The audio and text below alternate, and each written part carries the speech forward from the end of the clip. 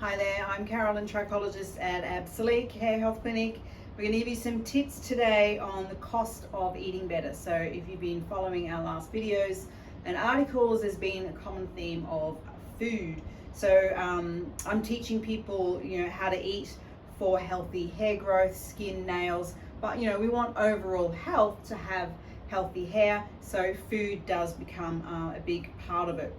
But the biggest problem that people say to me is the cost of eating better.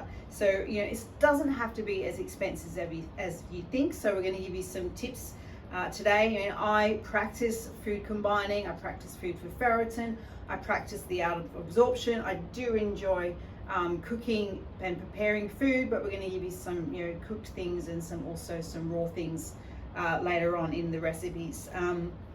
So one of the best tools available today is your online recipes. You can literally Google anything you want. So if we were looking for a healthier alternative, you would type in, say, gluten-free, lactose-free, sugar-free. They're the most common ones. Or we're trying to combine animal proteins without the carbohydrate. So you type that in and they will come up with all types of recipes that people have tried and tested. So that's probably the best tip that I have. But the other one is, when you find recipes, is learning how to look at an ingredient and swap it out. So again, for the glutens, the best one I find is your chickpea flour. It's very versatile. It acts nearly exactly the same, but there's also many gluten-free flour options available readily in the supermarket these days.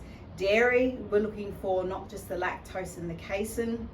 There's so many substitutes available these days. I use a lot of coconut. People say I don't like coconut, but then there are some lactose-free dairy products available which work very well, but just be careful with the casein there if we're in the early stages of treatment. And sugar, there's so many sugar substitutes available out there. Surely you can find something that's there. So people use the stevia, the monk fruit, raw sugar, natural honey, golden syrup. There's so many there, and you can just swap them out in a recipe that you have. So another big food combining swap is when you're eating the animal protein. So we're talking about the heme protein. You can't eat your carbohydrates there. So the big problem for people is rice and pasta. They're the bulk, they're the fillers. They say, if I have to eat more animal protein, that's super expensive. So here, I would swap it out for cauliflower rice, broccoli rice, which people don't know much about, rice, quinoa, and you can even put it all on steamed vegetables. For your pasta swap, you've got all your vegetable noodles. Zucchini makes a great one. They're available in the supermarket. A bed of sauteed mushrooms, shredded cooked cabbage, lettuce, rocket, all those things work well. Even just cut up capsicum work instead to bulk it up.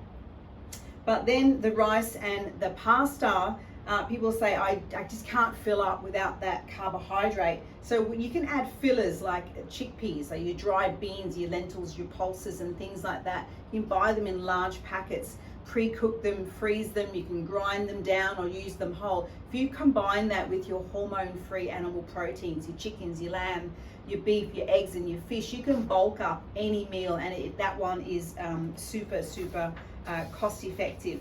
The other cost saver I find is choosing what they call the odd bunch. So in a lot of supermarkets, there's these vegetables that aren't, they don't look as pretty as they should, but they taste just as good. They're on sale for $3 and you got lots of it. So I would choose those, and I would only choose what's in season and on sale. So you want to cook from what you have in the fridge, not cooking from a recipe. So just switch around your thinking. So we're saying build your menu from your fridge for the whole week.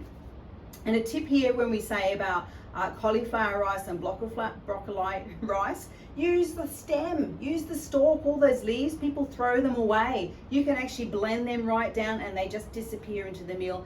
Bulk it up and they're nice and nutritious as well. Another tip is use the leftover dinner for your lunch the next day and just add some fresh salad stuff, so that way you're not wasting any food and you can bulk everything up. So when you're not eating animal proteins, you can have your pastas and your rices and your carbohydrates and your potatoes. So bulk your lunch up with those things and then have your proteins at dinner, or switch it around the other way. The other thing a lot of supermarkets are doing are these free magazines. They're totally free and they are loaded with recipes. So all you want to do is break down the recipe. So this one in here has Thai style red curry chicken and noodle soup. Ditch the noodles, find an alternative. Greek style chicken and risotto baked with feta. Swap the risotto.